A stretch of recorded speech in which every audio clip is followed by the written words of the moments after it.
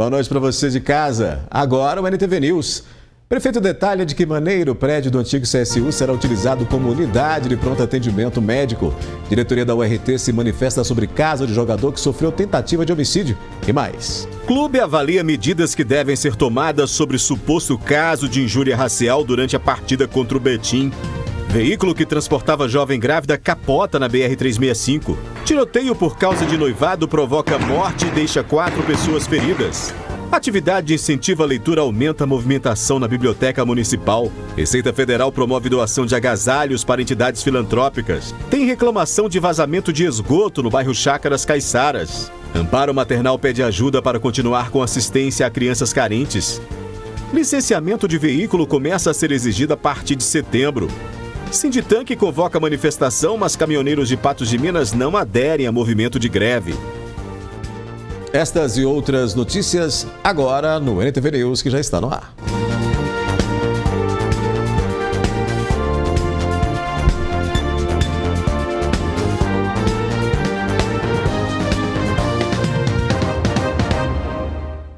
Nesse domingo, um veículo capotou na BR-365 em um violento acidente de trânsito e uma passageira grávida precisou ser encaminhada ao atendimento médico.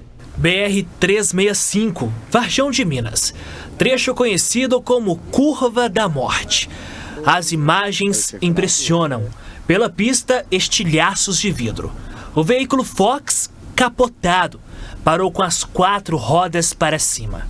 Dentro do carro, diversos papéis. Foi preciso de intervenção para evitar explosão.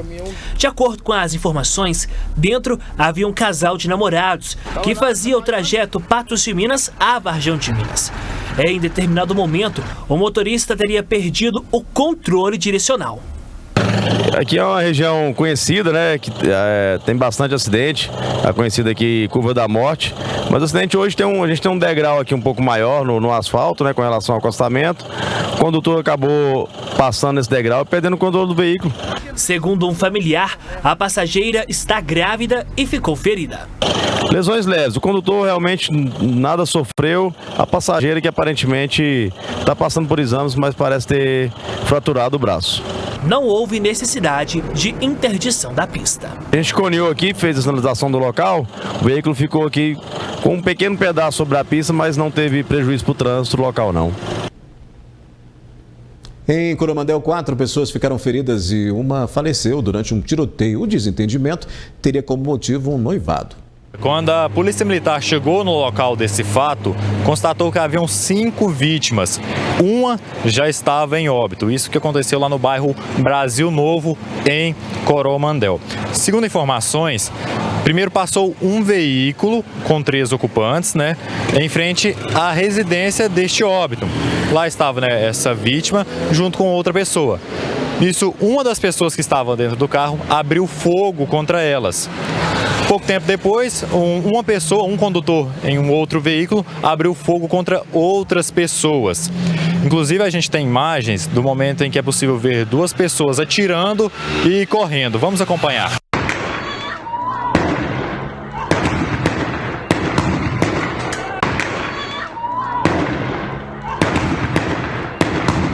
E durante as diligências foi apreendido ainda um revólver calibre .22 e 8 munições intactas. Uma pessoa suspeita de participar desse crime foi presa em Coromandel.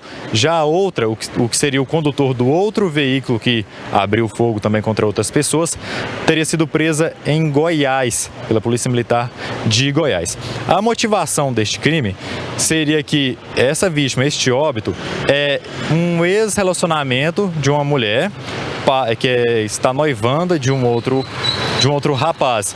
E os principais suspeitos deste crime, aliás, são os pais dos noivos. Então teria sido aí, né? Ele teria ido até um noivado deles e logo após eles não teriam gostado dessa situação e teriam cometido este crime. A Polícia Militar segue investigando e para localizar também os demais participantes deste crime.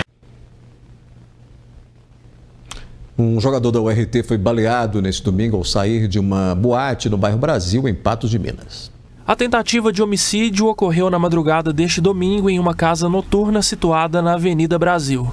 O fato se deu por volta de 4h30 mais ou menos da manhã, né? Foi o horário que a gente foi acionado lá no 190 e tão logo houve esse acionamento, a guarnição compareceu ao local e colheu as informações iniciais, tanto com a vítima quanto com as testemunhas, né, que estavam no local.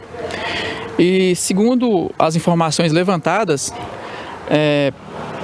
pelo que foi relatado, a vítima saiu de dentro da boate e ao sentar dentro do seu veículo, um HB20, se eu não me engano, né? E segundo ela, nesse momento passou um outro veículo, um Ford Focus, cor escura, e os indivíduos que estavam dentro desse veículo, esse Ford Focus, efetuaram alguns disparos na direção da vítima. A vítima de 20 anos foi identificada como André Vinícius, que joga no meio de campo para a equipe do URT. De acordo com o Tenente Neves, a Polícia Militar conseguiu agir rápido e localizar os 3 suspeitos na Rua dos Caetés em um veículo Fox de cor preta. O menor que estava dentro do veículo, né? Lá no veículo estavam 3 indivíduos, né? Um de 30 anos, um de 20 anos e o menor de 17 anos. O menor assumiu que foi ele que efetuou os disparos e sim foram encontradas 2 armas no veículo. Uma na porta do lado onde estava o menor, que estava no banco dianteiro do veículo, e a outra no porta-objetos, logo à frente ali do banco do motorista. Os suspeitos foram conduzidos para a Delegacia de Polícia Civil. Além das 2 armas de fogo, também foram apreendidos estojos deflagrados e munições. A motivação ela ainda é incerta, porque, segundo o próprio autor do disparo, segundo ele, a motivação se deu devido a uma confusão gerada no interior da boate, né, que eles estavam, e segundo foi por motivo de time de futebol, sabe? Mas ainda não é 100% essa informação, está sendo levantada ainda, mas inicialmente parece que tudo indica seria essa motivação. André Vinícius foi conduzido até o Hospital Regional Antônio Dias por meio de uma ambulância do SAMU. Que a vítima não corre risco de morte, né? Está sendo medicada e segue evoluindo bem o seu quadro de saúde. Em nota, a assessoria de comunicação da URT informou que o estado de André é estável e que ele foi transferido para o Hospital Nossa Senhora de Fátima, onde será avaliado. O presidente Clayton Lima afirmou que irá analisar os fatos, porém que a saúde do atleta é a prioridade. Pois é, no próximo bloco a gente volta a falar sobre esse assunto. A diretoria da URT promoveu coletiva de imprensa para dar maiores detalhes sobre o caso. E ainda, o clube avalia medidas que devem ser tomadas sobre suposto caso de injúria racial que aconteceu durante a partida contra o Betim.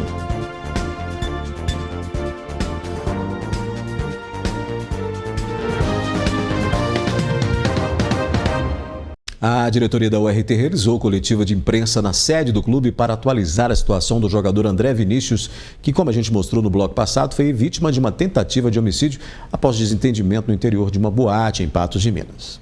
O meio-campista André Vinícius foi baleado na madrugada deste domingo ao sair de uma casa noturna na Avenida Brasil. O atleta de 20 anos foi atingido nas costas por 3 suspeitos que passaram atirando do interior de um veículo. Eles foram presos horas depois pela Polícia Militar no bairro Alvorada. Eu recebi uma ligação por volta de 4h15, 4h20 da madrugada, onde me foi relatado que um atleta da URT havia sido baleado na porta de uma casa de entretenimento noturno. Imediatamente eu dei encaminhamento ao hospital regional, cheguei junto com o atleta, foi atendido pela equipe da SAMU, e agradecer principalmente a essa equipe que o atendeu, agradecer também a equipe que atendeu ele, recebeu ele no hospital regional, um atendimento impecável, né? E logo em seguida, né, ele consciente, em momento algum ele perdeu a consciência, apenas reclamava de algumas dores, acredito eu pela perfuração da arma de fogo, né? E logo em seguida, depois de os exames, foi descartado pela equipe médica do Hospital Regional a possibilidade de cirurgia, não havendo a necessidade. O atleta ficou em observação até por volta de 7 horas da manhã, onde a partir daí eu dei o encaminhamento de transferência dele para o Hospital Nossa Senhora de Fátima, visando a questão da parceria que existe entre o clube e o hospital, entre o clube e a Unimed, E lá novamente também ele foi atendido, recebido pelo Dr. Franco, que também descartou a possibilidade de cirurgia. E até o momento, né, o quadro dele é estável, o atleta tá bem, e agora aguardando só alguns exames do dia e logo em seguida essa alta médica para que ele continue a recuperação já em casa, aqui nos domicílios da URT. Em coletiva realizada no estádio Zama Maciel, o presidente da URT, Clayton Lima, afirma que após a recuperação do jogador, será realizada a apuração do incidente. Havia outros atletas junto, né? Eu não sei precisar quais atletas ainda, até porque a preocupação minha e da URT era exatamente o estabelecimento da saúde, a situação do atleta. Naquele momento era o mais importante era isso. Agora, com a representação agora pela manhã do elenco aqui no clube, é onde a gente vai apurar internamente, né, administrativamente, o fato ocorrido, para que a gente possa também entender o que aconteceu, para que logo em seguida também a gente dê encaminhamento nas providências internas do clube. Na tarde anterior à tentativa do homicídio, a URT perdeu para o Betim por 2-1 em uma tumultuada partida. Apesar do ocorrido, André Vinícius não chegou a entrar em campo e a direção descarta que o crime tem envolvimento com o placar. De acordo com o André, né, eu conversando com ele o tempo todo, tive com ele o tempo todo ali, o dia todo praticamente, né, não há nenhum fato vinculado ao resultado, à discussão sobre futebol. Não houve, de acordo com ele, não houve nenhum tipo de discussão, ele não estabeleceu nenhum tipo de conversa, né, com pessoas que ele não conhecia. Então, assim, é um fato isolado, né, e cabe aí a questão aí também das autoridades policiais para que eles, daqui para frente, eles possam, dentro do trâmite deles, eles apurarem aí essa questão, esse fato. Outro assunto abordado durante a coletiva foi um suposto ato de racismo denunciado por um jogador do Betim durante a partida realizada no sábado no Zama Maciel. Uma suposta injúria racial teria sido cometida em desfavor do jogador Sabino, que atua como volante no Betim. O incidente ocorreu aos 27 minutos da partida do Guerreiro contra o URT, 2 minutos depois da equipe visitante marcar o gol da virada que garantiu a vitória perante o Trovão Azul. Indagado sobre o incidente, o assessor de comunicação e marketing André Luiz Rodrigues sugere que o jogador poderia ter incitado a situação. Primeiramente, eu quero salientar aqui que, prioritariamente, a URT não compactou com qualquer tipo de ação, tá? E, em segundo momento, eu gostaria de salientar o cenário, como que aconteceu, né? Na verdade, o jogador Sabino, né, do Betim, que teve aqui no último jogo, o jogador foi substituído aos entre 15 e 20 minutos do segundo tempo, né? E ele ficou todo o tempo do banco de reserva incitando a torcida, né?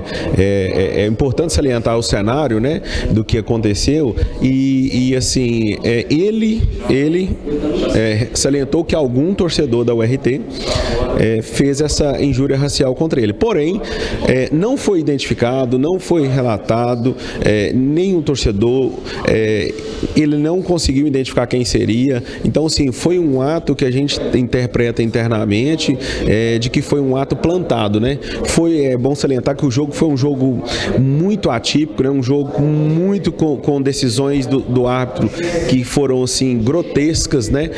Inclusive uma das decisões envolvendo ele, que a gente julga, na nossa opinião, que tinha que ter sido expulso, né? E o ato desse momento aconteceu logo após o gol em que o Betim fez 2-1, então, sobre a virada do nosso jogo. Então, assim, estava um cenário muito tumultuado e ele tumultua mais ainda. Porém, é importante salientar, isso foi relatado na súmula, que não foi identificado quem seria, que em momento nenhum ele conseguiu falar quem foi mesmo, o que aconteceu mesmo. Então, a gente interpreta como foi um ato de tumultuar ali o jogo, de causar ali um desconforto emocional na nossa equipe, nos nossos jogadores. Em 13 de maio, outro atleta já havia sido vítima de injúria racial no estádio Zama Maciel. O jogador Diego Petrin teria sido chamado de macaco por um torcedor que chegou a ser retirado do local.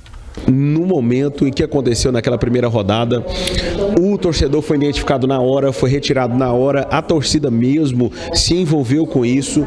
Então é importante que em momento nenhum a gente compactua com isso, e se tivesse acontecido, eu tenho certeza que esse torcedor seria identificado naquele momento e no mesmo momento seria retirado, seria levado à delegacia, como aconteceu na primeira rodada, naquele primeiro momento. Então o que a gente tem a falar sobre essa situação é que foi ali um momento de oportunidade de tumultuar o jogo, e novamente relatamos, a URT não compactua com qualquer tipo de racismo, e racismo é crime, e a gente sempre salienta isso, né? E novamente, o futebol, o URT sempre fala que o futebol é construído dentro das quatro linhas, dentro de campo, feito com honestidade, com hombridade, e é isso que a nossa equipe sempre traz para os jogos. A seguir tem a previsão do tempo, e você vai ver que a Receita Federal promoveu doação de agasalhos para entidades filantrópicas de Patos de Minas.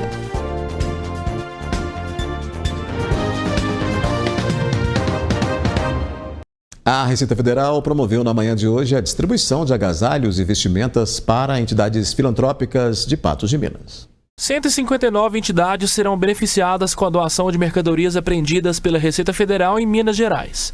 No município de Patos de Minas serão 7 organizações filantrópicas que irão receber agasalhos e aparelhos celulares. A Receita Federal, em Minas Gerais, separou mercadorias. Mercadorias são apreendidas, que dão entrada ilegalmente no país, e depois de apreendidas a gente faz a destinação.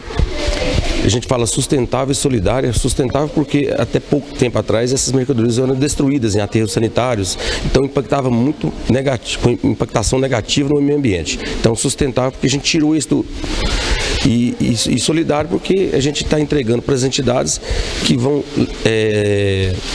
fazer chegar nas pessoas mais carentes do município. Uma das entidades que receberam as doações é a Casa das Meninas Nossa Senhora Aparecida. São pessoas nos ajudando a aquecer, né? Aquelas que hoje estão precisando da nossa ajuda. Então a gente quer muito agradecer, né? Louvar a Deus, né? Por ter essas pessoas que nos ajudam a ajudar aquelas que hoje estão precisando. Então muito obrigado, né? A todos que fazem com a gente essa parceria, que une com a gente forças, né? Para levar adiante aquela obra que é tão assim bonita, mas que exige muito. As doações também beneficiaram entidades como a Associação de Proteção à Maternidade, Infância e Velhice, a Casa da Sopa Tia Eusápia, o Lar Vicentino Padre Elaor, dentre outras. Cada entidade recebeu 3 caixas de donativos. São vestuários, porque agora é período de frio, né? Então Receita que Aquece, que é o título da destinação atual, Receita que Aquece, e também tem aparelhos celulares que as entidades possam utilizar para melhor gerir as suas atividades. A semana começou com elevação na temperatura e tempo estável por causa da presença de uma massa de ar seco continental. Vamos conferir os detalhes aí na previsão do tempo. Previsão do tempo. O IMET publicou alerta para baixa umidade relativa do ar neste início de semana, oscilando entre 20% e 30% no Alto Paranaíba e Noroeste. A terça-feira deve ser com céu claro e névoa seca à tarde. Em Patos de Minas, as temperaturas variam de 15 a 29 graus. Em São Gonçalo do Abaeté, de 16 a 31. Em Monte Carmelo, entre 15 e 29 graus. Em Lagamar, de 16 a 31. E em Rio Paranaíba, mínima de 14 e máxima de 29 graus nesta terça-feira. Daqui a pouco a gente fala do Amparo Maternal que pede ajuda para continuar com assistências a crianças carentes. E tem reclamação de vazamento de esgoto no bairro Chácaras Caiçaras.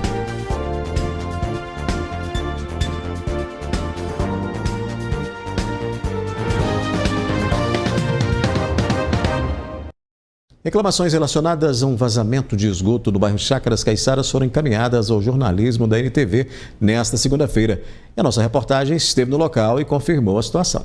Olha só, esse esgoto a céu aberto fica aqui no bairro Chácaras Caiçaras, na rotatória da rua Tenente Coronel Altino Augusto. Como podemos ver ali, um bueiro, tem um bueiro ali e o esgoto aparentemente estourou a tampa e nisso ele vem escorrendo aqui, ó, ele empoça aqui também antes até chegar até aqui na rua.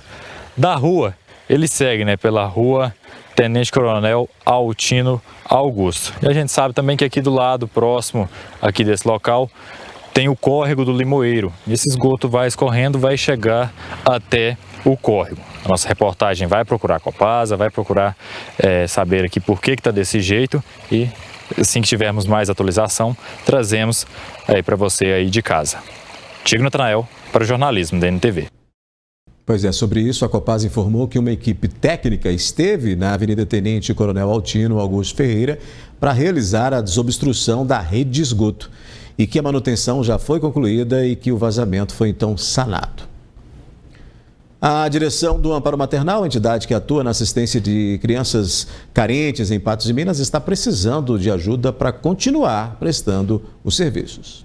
Cerca de 200 crianças e adolescentes de 4 a 16 anos são assistidas pelo Amparo Maternal. Pela instituição, as crianças recebem acompanhamento e, inclusive, aulas de empreendedorismo. O Amparo Maternal foi fundado há 24 anos atrás. Hoje nós atendemos 200 crianças e adolescentes. Nós estamos aqui na Vereador João Pacheco, 944, no bairro Várzea. E as crianças que estudam de manhã vêm para cá à tarde, recebem o reforço escolar, recebem aula de inglês, balé, capoeira, computação e além também da assistência médica, odontológica, com psicólogos, tudo através das pessoas que são voluntários. Atualmente, a instituição desenvolve um projeto de apadrinhamento, onde empresários podem estar ajudando, sendo padrinhos no Amparo. Nós estamos com um projeto em andamento para que os empresários e as pessoas físicas façam o apadrinhamento das nossas crianças e é um projeto lindo que nós estamos desenvolvendo e oportunamente vamos apresentar também a toda a população. Na verdade, seria dividir aí todo o custo que a gente tem, o empresário pagaria uma quantia por mês e ficaria, em tese, responsável pela condução dessa criança aqui no Amparo. E, em contrapartida, nós vamos estar sempre monitorando tudo isso e até informando de todo o desenvolvimento da criança e esperar do empresário, além dessa contribuição, também para que ele possa indicar no futuro que essa criança venha adentrar no mercado de trabalho. O Amparo Maternal fica localizado na Rua João Pacheco, número 944. Quem quiser e puder ajudar pode entrar em contato por meio do número 34 3825 5010. E mais do que nunca nós precisamos da ajuda da população, porque depois da pandemia o que verificamos é que as arrecadações diminuíram e hoje nós temos uma folha de pagamento extensa, os nossos projetos também para que eles sejam consolidados, nós precisamos da ajuda e da solidariedade do povo da nossa cidade. Então o que nos traz aqui hoje é pedir a doação não só de gêneros alimentícios, como também aqueles que possam fazer doações mensais e que possam vir se juntar a nós nessa brigada para que possamos aí continuar outorgando a essas crianças e adolescentes que eles tenham um futuro melhor. Nós já atendemos milhares de crianças e hoje o que a gente vê, crianças que já saíram inclusive da universidade, que já estão no mercado de trabalho e nós temos certeza que aqui a gente constrói o futuro e somente com a ajuda da população que a gente pode fazê-lo. Depois do intervalo aqui no News, o prefeito detalha como o prédio do antigo CSU será utilizado para a unidade de pronto atendimento médico. Você vai ver também que licenciamento de veículo começa a ser exigido a partir de setembro. Sinditanque convoca a manifestação, mas caminhoneiros de Patos de Minas não aderiram ao movimento de greve. E já estão definidas as datas para o início da exigência do Certificado de Registro e Licenciamento de Veículos 2023. Os prazos foram definidos de acordo com o número final das placas de identificação. O CRLV é o documento anual que comprova que o veículo está em condições legais de circulação, conforme determina o Código de Trânsito Brasileiro. Neste ano, os veículos com finais de placas 1, 2 e 3 têm prazo para licenciamento até 31 de agosto. Já com as placas finais 4, 5 e 6, devem renovar o documento até 30 de setembro. E o prazo para os automotores com placas finais 7, 8, 9 e 0 é o dia 31 de outubro. O condutor precisa portar, além da CNH, o documento CRLV demonstrando a regularidade do veículo. O documento pode ser apresentado na tela do celular, pelo aplicativo da Carteira Digital de Trânsito ou mesmo um arquivo digital PDF, e pode também ser impresso em papel simples para ser mantido junto com o condutor. Os proprietários de veículos devem ficar atentos aos critérios que possibilitam a regularização do licenciamento. Para se regularizar e ter acesso ao CRLV, é preciso quitar a taxa de licenciamento, o IPVA e todas as multas que eventualmente tenham sido recebidas no veículo. Dúvidas sobre o licenciamento, situação do veículo ou como obter o CRLV podem ser sanadas no site www.detran.mg.gov.br, no atendimento do Governo Estadual Ligue Minas, no número 155, ou pelo MG-app. A Associação dos Carreteiros de Patos de Minas afirmou hoje que não irá aderir ao movimento de greve proposto pelo Sinditank de Minas, que é contra as mudanças na lei dos caminhoneiros determinadas pelo STF. No dia 30 de julho deste ano, o STF mudou uma série de leis para os caminhoneiros. Algumas dessas mudanças são essas que aparecem agora na arte na tela da sua televisão. Como, por exemplo, a partir de agora, todo o período em que o caminhoneiro permanecer à disposição da empresa transportadora passa a ser considerado jornada de trabalho, como, por exemplo, o tempo de espera para carga e descarga. Ficam excluídos da jornada de trabalho dos caminhoneiros os intervalos para refeição, repouso e descanso. O intervalo deverá ser de 11 horas ininterruptas dentro de 24 horas de trabalho. Sobre este assunto, uma vez que o Sinditank de Minas Gerais convocou uma união dos caminhoneiros, onde nesta terça-feira haverá uma greve nacional. Eu vou conversar agora com o Roberto Agostinho, ele que é presidente da Associação dos Amigos Carreteiros de Patos de Minas. Roberto, de que forma que essa série de mudanças afeta vocês? Olha, afeta diretamente a todos os transportadores, né? Conforme você disse, o caminhoneiro que sai para trabalhar, um empregado, vamos dizer assim, né? Que sai para trabalhar da sua casa, quando ele ficava 2 ou 3 dias para descarregar, certo? Isso contava como repouso. E na mudança agora do Supremo Tribunal Federal, conforme você disse, dia 30 do mês passado, se ele ficar 2 ou 3 dias para descarregar ou para carregar, conta como período trabalhista, não conta mais como repouso. Então afeta diretamente a todos os transportadores. Roberto, então nós temos o Sinditank convocando então essa greve amanhã, nesta terça-feira, em Brasília. Em Patos de Minas, deve-se haver uma adesão, algum movimento contra essa mudança? Olha, Matheus, para Patos de Minas, te asseguro que não tem nada programado, a gente não recebeu nada. Tá tranquilo, não vai ter greve, não vai ter nada. Mas quando a gente vê essa série de mudanças, essa série de manifestações, de que forma que a associação encara tudo isso? Olha, encara com tristeza pro Brasil, né? Infelizmente, em cima do caminhoneiro só vem bomba, né? Não vem nada para ajudar. E, infelizmente, primeiramente, acho que tem que sentar e negociar. Você impedir o direito de ir e vir de cada cidadão brasileiro é a última coisa. Tem que negociar primeiro, sentar na mesa, e uma manifestação eu acho que é o último caso, eu acho que não é hora disso. Quando a gente se vê toda essa questão, essa série de mudanças, vocês se sentem que, de certa forma, foram excluídos a partir do momento que foi imposta, a partir do momento em que se fez as mudanças? Infelizmente a gente se sente excluído, sim, e não é de hoje, né? Mas com esse tribunal que está aí, esse governo que entrou aí, principalmente a atual direção do país, né? Com os desmandos do Supremo Tribunal Federal, infelizmente estamos excluídos e pouca coisa tem a fazer.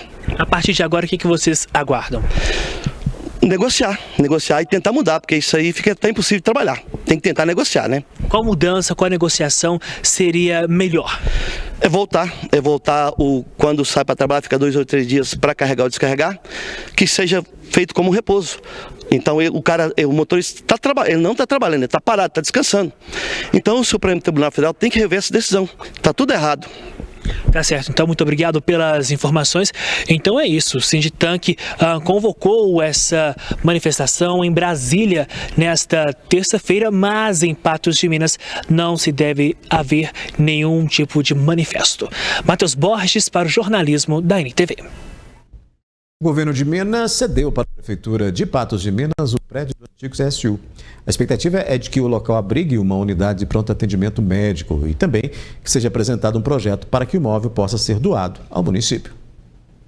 Abandonado, sujo, local utilizado para uso de entorpecentes e aparecimento de animais peçonhentos. Assim, ficou por anos o prédio do CSU. Essa imprensa foi o total, né? Se não tem imprensa aqui para falar aí, capaz, eu duvido que se matava que tem hoje não, porque o prefeito não vou dizer que ele não trabalha não, que ele faz alguma coisa, né? Mas ó, pra você ver o passeio, tudo como é que estava de mato, o passeio, o CSU inteiro. Então a imprensa veio, foi uma força para nós. Se não é isso aí, tava, eu imagino que estava até hoje desse jeito aí. Muito demorado, né? Porque como a gente mora aqui muito próximo, né, ao que foi há um tempo, há uns anos atrás, foi o CSU e era um lugar de muita limpeza, era gostoso, tinha muitas árvores e depois que tirou o CSU daqui, virou puro mato. Depois de muito tempo, uma solução para o local. O Estado cedeu o prédio para a Prefeitura de Patos de Minas. Muito tempo incomodou a população ali daquela região, inclusive, por conta da falta de limpeza, já que era responsabilidade do Estado, e também da falta de cerca, né? Várias entradas ali, o pessoal estava fazendo o que não deve ali dentro. E agora, finalmente, a gente conseguiu, principalmente depois da eleição da deputada estadual Ludmila Falcão, ela deu um aperto maior lá no Estado para acelerar isso. Essa é a grande vantagem da gente ter um parlamentar, no caso, uma parlamentar que está em cima, né, que realmente vai atrás do governador, do vice, dos secretários, e enquanto isso não saiu, ela não sossegou. A gente agradece aí e realmente conseguimos agora, finalmente, né? Nesses últimos dias a gente recebeu o documento da cessão do imóvel e agora a nossa demanda é que a deputada apresente na Assembleia Legislativa um projeto de lei para doação definitiva, para que não fique renovando, né, esse termo de tempos em tempos. No local deve ser construída uma unidade de atendimento médico e também deverá abrigar a Secretaria de Cultura, Esporte e Lazer. Para aquele local a gente já tem um planejamento em andamento, estamos finalizando a limpeza completa, não só do mato, mas também do entulho, de tudo que tem ali de sujeira, para que a gente inicie a recuperação daquele prédio, para passar para lá o quanto antes a Secretaria de Cultura, Turismo, Esporte e Lazer. E conforme a gente também já adiantou, a construção de um centro de atendimento à população de urgência e emergência ali, semelhante a uma UPA na parte do campo de futebol antigo, ali na esquina ali embaixo. Eu já adianto que deverão ocorrer melhorias na via pública, né, que é muito estreita, a gente precisa adequar aquele espaço ali, que vai receber um movimento um pouco maior. Então estamos no início desse planejamento, desse projeto, que a gente já determinou aqui na Prefeitura a sua confecção, que fosse feito aí o projeto desse novo posto de atendimento, uma nova UPA, né, que a gente sempre ressalta que é entre aspas, porque uma UPA propriamente dita não é possível de ser habilitada em Patos de Minas por critério do Ministério da Saúde. Projetos estão sendo feitos e sabe-se que haverá investimentos que podem chegar a 10 milhões de reais. Desse novo ponto de atendimento, desse posto de urgência e emergência, né, digamos assim, que eu repito, é semelhante a uma UPA, na prática, na média complexidade, vai atender a mesma coisa, talvez tenha só menos leitos de internação, né, mas é para isso que a Santa Casa foi aberta, tem muita gente sendo transferida para lá. Uma UPA não é para ter internação, não é um hospital, não é para as pessoas ficarem internadas ali. Isso nos incomodava muito.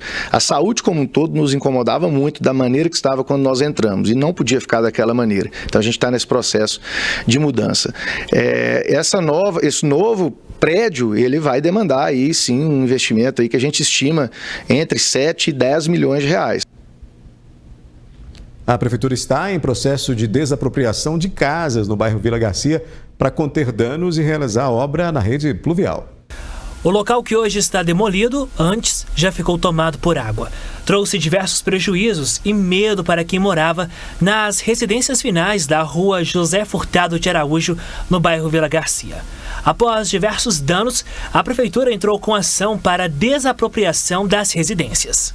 Existe 3 moradores que sofrem com a questão da drenagem fluvial, que é um pouco deficitária lá, que pega aquela bacia todinha do Novo Horizonte, Nova Floresta. Então, por baixo daquelas casas, possuem uma rede de drenagem.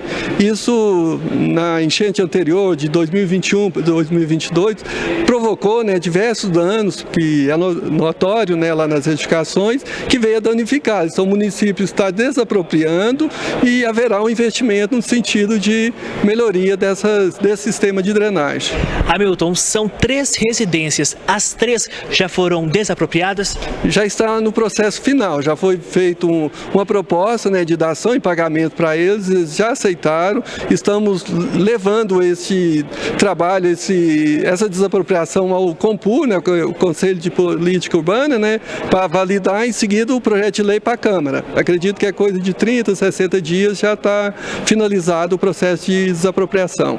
Hamilton, qual que é a importância de todo esse projeto para que se possa então se retirar essas 3 residências? Primeiro é a questão da segurança, que o pessoal estava lá em situação de risco, então essa área vai ser integrada ao Parque Mocampo, ela vai ser utilizada na melhoria do sistema de drenagem, ou seja, vai acabar com aquela questão de inundação dessas próprias residências e das residências próximas ali também, não vai ocorrer mais isso e vai acabar amenizando a situação. Tá certo, Hamilton, muito obrigado pelas informações. Então é isso, a desapropriação de pelo menos 3 casas no bairro Vila Garcia para que possa então ocorrer a drenagem da água pluvial, assim minimizando, deixando então de causar problemas para os moradores da rua José Furtado de Araújo. Matheus Borges para o jornalismo da NTV. A Biblioteca João 23, em Patos de Minas, está recebendo uma boa movimentação em meio a um número maior de atividades que incentivam a leitura. Com espaço arejado, arborizado e principalmente silencioso, a Biblioteca João 23 é o local ideal para estudos e para ampliação dos conhecimentos e imaginário promovidos por meio da literatura. Agora, para as nossas férias, nós estamos com um chamamento aí para a população, quem quiser colaborar conosco no projeto de férias, que é Embarque nas Asas da Cultura, que é um projeto similar ao que nós fizemos em janeiro, que foi Férias na Biblioteca Também é Diversão, que nós buscamos parceiros para poder fazer as contações de história, musicalização, oficina com as crianças e com os jovens aqui na biblioteca. Na última sexta-feira de todo mês, nós temos o Sarau na Sexta, que também compreende atividades artísticas, aí com recitais de poesia ou de contos, apresentações musicais, e também ela é de forma colaborativa e aberta a toda a população. Marcela Garcia conta que o espaço da biblioteca não se limita apenas para a literatura e que para o segundo semestre novas atrações multiculturais são previstas. Nós encerramos hoje um outro projeto que era com a Rose, que é da dança do ventre, e estamos procurando mais parceiros para poder voltar com outra modalidade de dança. Para o segundo semestre, nós estamos esperando e organizando para poder realizar mais uma feira de troca de livros, que nós realizamos no ano passado e o pessoal gostou muito. Em outubro, nós teremos novamente a Semana da Criança, E estamos aguardando aí para poder ter umas respostas para ver umas outras ideias diferentes daquelas que nós já realizamos. Então, o segundo semestre vai ser cheio de novidades também. A bibliotecária relata que, em relação ao ano passado, o número de inscritos está aumentando e que provavelmente a meta de leitores será superada. No ano passado, nós tivemos 530 novos inscritos.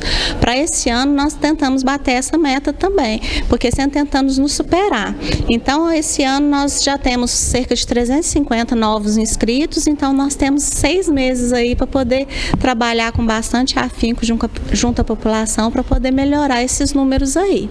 Só que a frequência na biblioteca, ela tem ampliado também, não só na parte da leitura. As nossas áreas de estudos, elas estão voltando a ser procuradas, elas estão voltando a ser utilizadas para ser um ambiente harmonioso, com baixo teor de ruídos, E com uma disponibilidade para um maior número de usuários. Então, esse espaço está voltando a ser descoberto pela população. E estamos buscando melhorias também nesse processo para poder oferecer mais comodidade e cada vez mais os melhores serviços como a comunidade merece. A Biblioteca João 23 fica na rua José de Santana, número 119, no bairro Jardim Centro. O funcionamento para empréstimos e devolução de livros é das 7 às 17 horas e 45 minutos. Porque quem lê enxerga o mundo de uma maneira diferente ou enxerga ele como verdadeiramente é. Ler é um bom negócio, a gente sempre fala isso por aqui, né? O Roda Viva desta segunda-feira recebe o médico oncologista Fernando Maluf. O programa vai discutir as novidades nos tratamentos para a cura do câncer. Outras notícias você acessa o portal patujá.com.br. Obrigado pela companhia. Até amanhã.